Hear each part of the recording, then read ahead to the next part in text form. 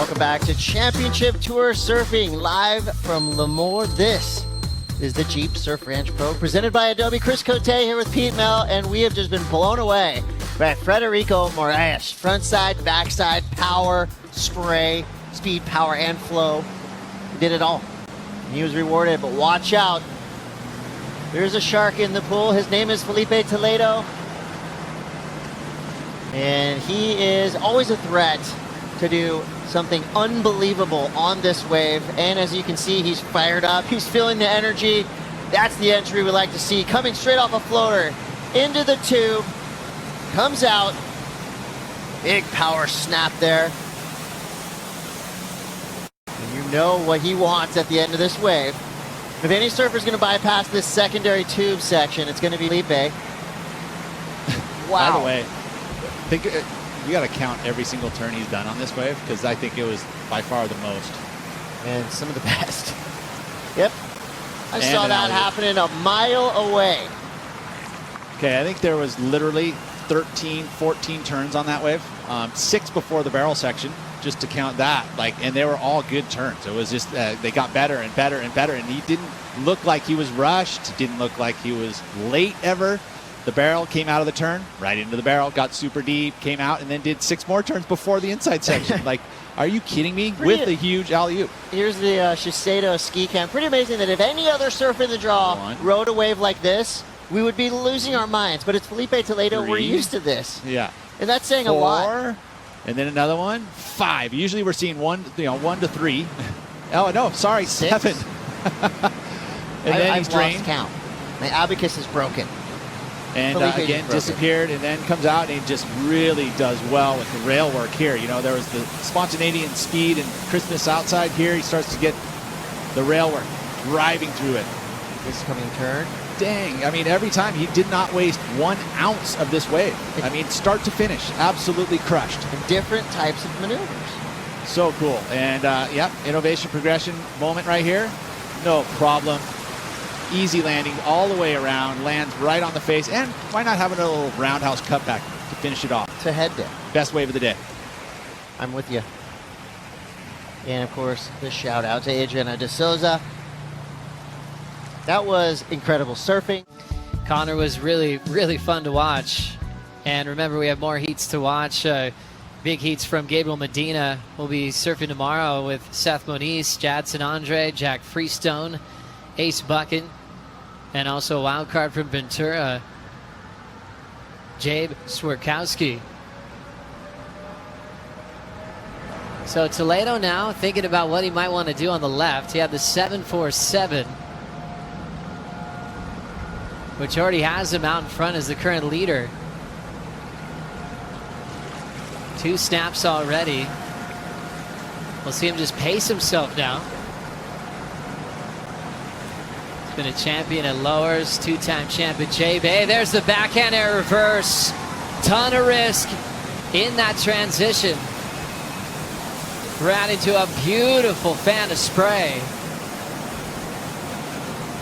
Won an event at Margaret River this season over Jordy Smith in the final.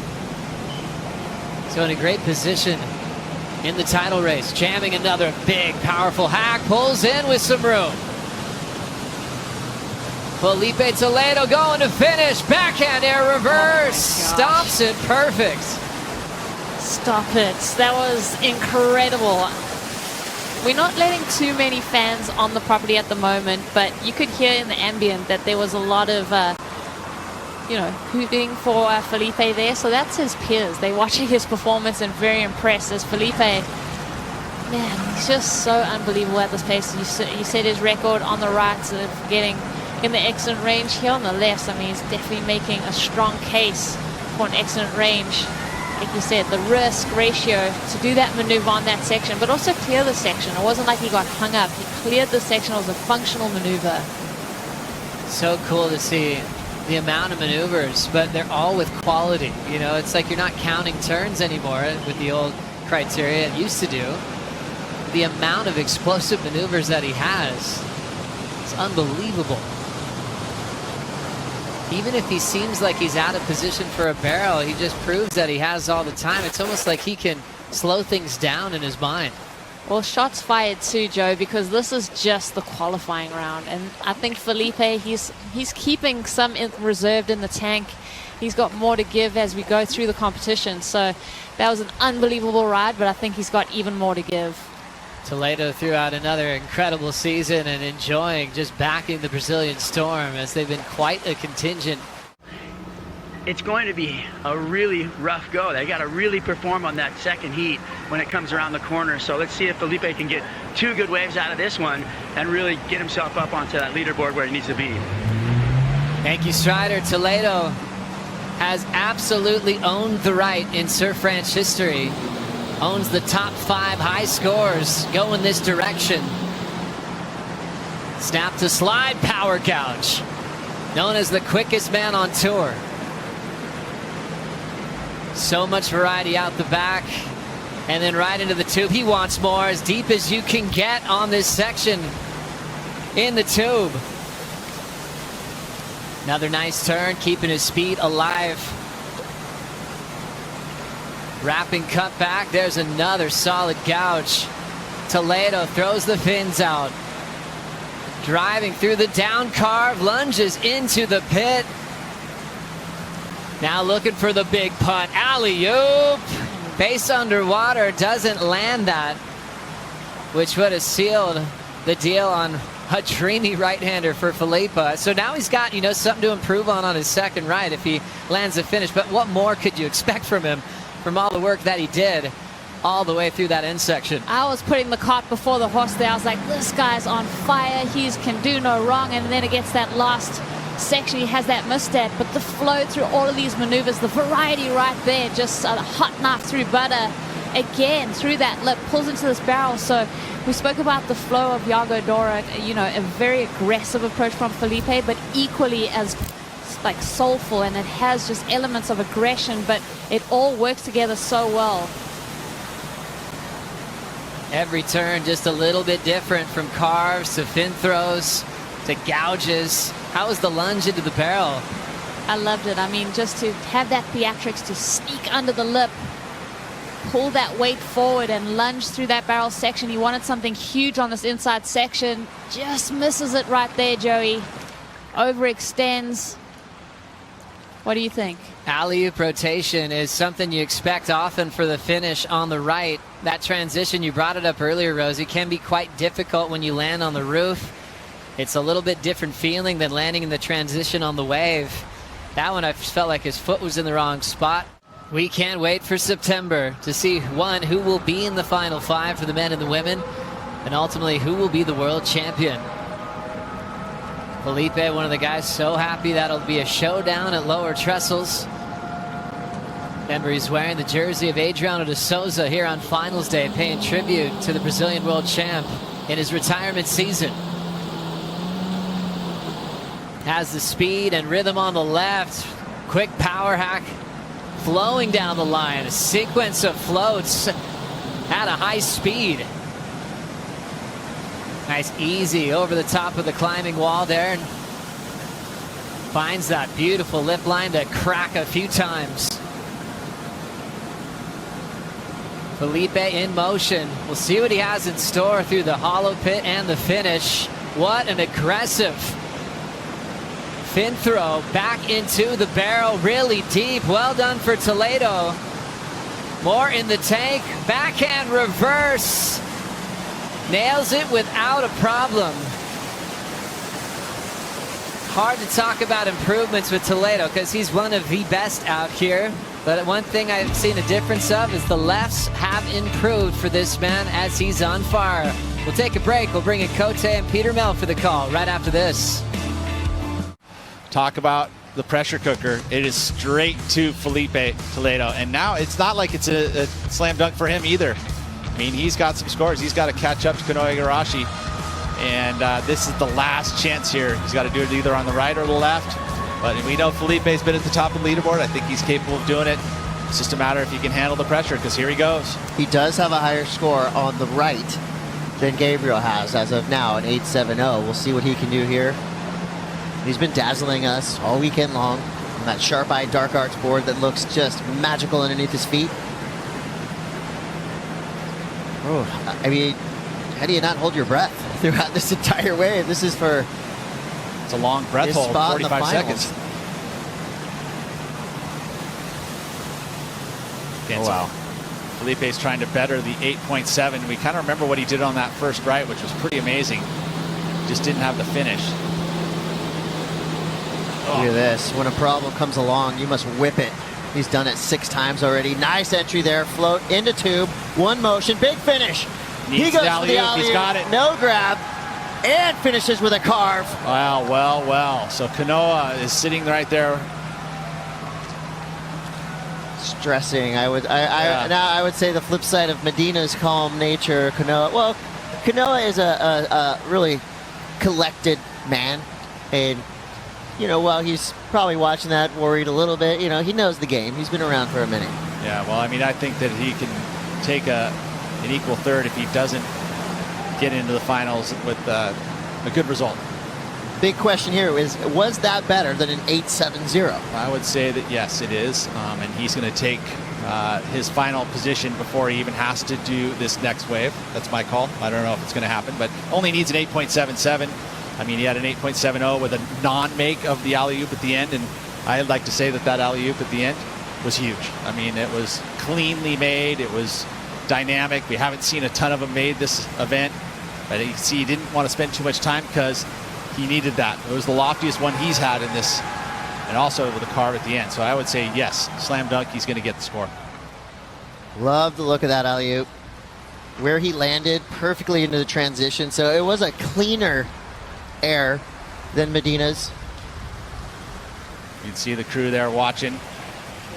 That's that little thing, that crew. And that's what the Brazilians are always doing. What a ride it's been the last few days. Remember, they all started with practice days. Their opening day, they had 8 waves. Then they waited for another day with 4 waves. Then the day after that, another 4. So a total of 16 practice waves. And with the ability to poach, some of them could have got a couple more if their paired-up teammate fell early. And then right into action from the qualifying round. So extremely busy in Lemoore. Now it's run number 2, the last right for Filipe Toledo.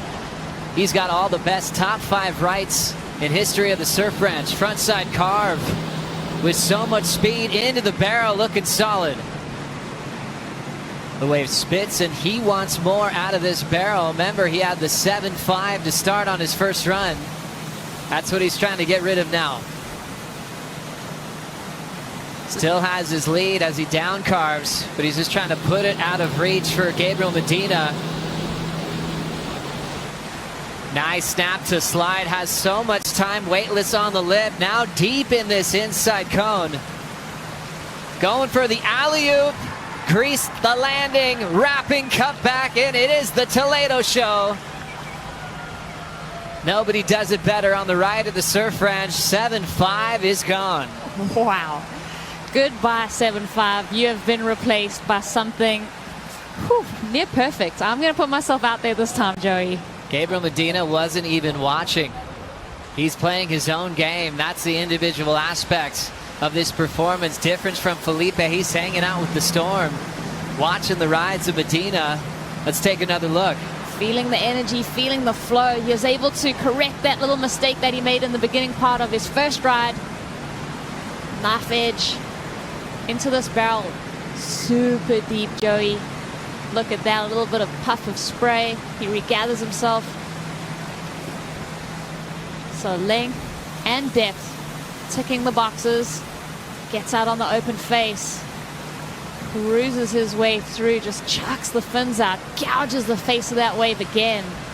I love that, just that ability to ride that lip line like a rail. But then this connection, bang. Too easy. Why does he make it look so easy? It's just beautiful. Filipe Toledo, you are my hero. Wow. Just a full one motion. And he knows when he has to recover. He doesn't even have to look at the section. He can land it blind, but he just has such good reflexes with his balance. But to be able to land an air like that hard, and then to go in such an aggressive hack, I remember talking to Shea Lopez a decade ago, and he was like, you're going to see much more of that. Big airs, but not just a finish. You're going to land with control and belt it again. And he's basically was predicting the Toledo story. And, well, he's going to have to bring what I've seen, which is the outside big maneuver. I think he's going to throw it down. Right there with you, Strider. 9.67. We remember this happened back in 2019. Filipe dropped a 9.63, but had back pain and couldn't answer back. He's been waiting a long time for this. Toledo, big jam, snaps it again. There's the flow down the line. Trying to get rid of a 7.33 to really put pressure on world number one.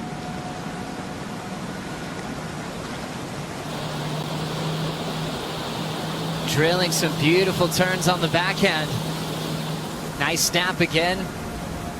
There's that water still falling to the sky. Looking for his second win of the season. There's that climb section. Goes up quickly. Setting up for the barrel. On his last wave. He'll go for the backhand reverse. Toledo looks back at the wave and says, obrigado. Ricardinho Toledo, happy Father's Day right there with the tank top. There's that passion, and just lay down. Job well done. Oh my gosh. You deserve a rest. I'm tired just watching him.